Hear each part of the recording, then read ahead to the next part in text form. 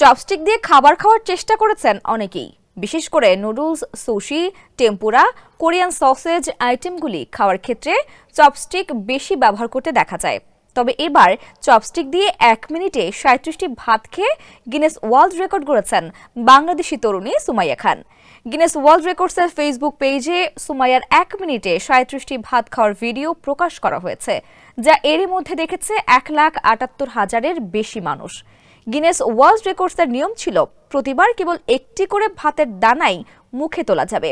চপস্টিকে একটির বেশি ভাত তুললেই রেকর্ড করার চেষ্টা বাতিল বলে গণ্য হবে।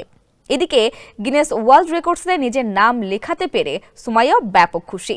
বলেন, এটা অবিশ্বাস্য, দারুণ অনুভূতি, আর তার আশেপাশের সবাই তাকে নিয়ে গর্বিত।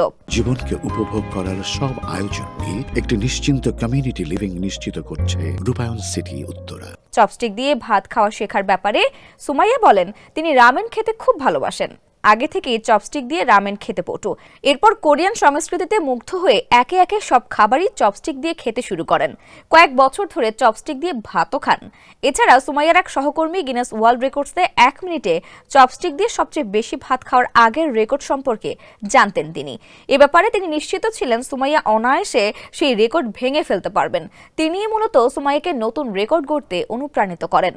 এর আগে বাংলাদেশের আরেক তরুণী নুসরাত জাহান নিপা 1 মিনিটে চপস্টিক দিয়ে 27টি ভাত খেয়ে গিনেস ওয়ার্ল্ড রেকর্ডসে নাম লিখিয়েছিলেন।